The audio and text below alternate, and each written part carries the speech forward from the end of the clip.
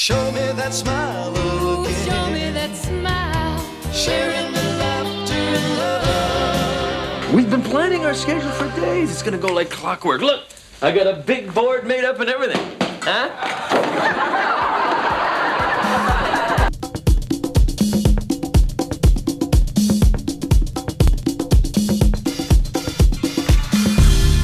Alan's warmth and humor have been staples on Canadian and American television for years.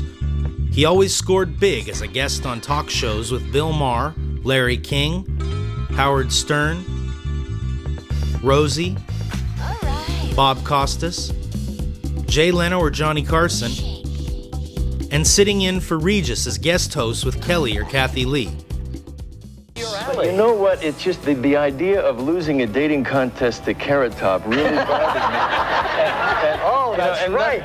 Nothing personal. I hope he finds his dream date, Potato Bottom, but I just don't. Guns are not the problem. People are the problem. Therefore, marriage is not the problem. It's married people with guns that are the problem. He's the author of 2 family humor books, How Men Have Babies, The Pregnant Father's Survival Guide, and How to Raise Kids Who Won't Hate You. He now appears all over the country as a keynote speaker, entertainer, or host, and built a long list of happy clients. Anyone who books Alan always gets more than a comic. These are the Mulligan Awards, the Mullies will be presented. Now, if you're not familiar with the term Mulligan, comes from golf. It's a way of saying, I'm sorry, but I can't compete unless I get another chance. Apparently, I'm too inept, too pathetic to play by the rules. Everyone in Hollywood would get that one marriage mulligan, that's automatic. Alec Baldwin would have the never leave a voicemail for your daughter if the ex-wife wants you dead mulligan. More than an MC. You broke my will, honey, but what a thrill, baby. Goodness gracious, great balls of fire. Came along and you threatened me, honey. You took my love and you spent my money. How many were afraid I'd sing the whole damn song? He can give them something on any subject they want. 2 nice-looking people in Hollywood get married. Neither one tells the other they both had a nose job. They give birth to a kid with a honker the size of the Baja Peninsula. The commercial was for new lightweight feminine napkins. And in the middle of my program would come the voiceover every night saying, once you've tried new lightweight, you'll never go back to Thicke again. For the games there were so dull, the play-by-play guys had to fake it more than Larry King's wife. We must take a moment to honor Mr. Bush's last week in office. We will miss him as the poster boy for baby boomer fitness, those of us in that demographic. His tests were always consistent: cholesterol 177, triglycerides 88, IQ 67. In which direction does a Jewish dyslexic read?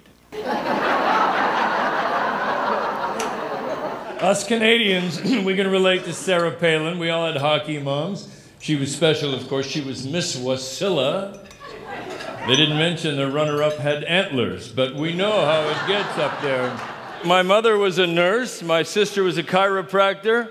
My brother turned out to be the one in the family most interested in medicine. He took drugs for about 4 years.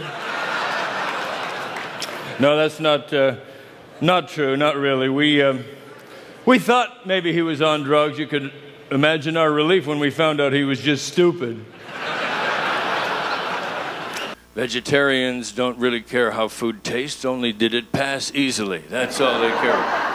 What did you have for dinner? I don't know. It felt good and it's gone. That's a successful meal. I'm a semi-vegetarian. I only eat animals who eat vegetables. I'm very strict about that. Well, we criticize ball players for steroids, but what, after all, is the ultimate performance-enhancing human growth hormone? Viagra. That's why steroid home runs, I think, should count for something. If I take Viagra and you want to put an asterisk beside my last 100 orgasms, I can live with that. Still have to get good wood on it, right, Bob? Hit it out of the park. Yeah. Don't tell me those home runs don't count. They do in my house. I don't want to be cremated. I want to be a nuisance to the end. I want to take up space in the ground.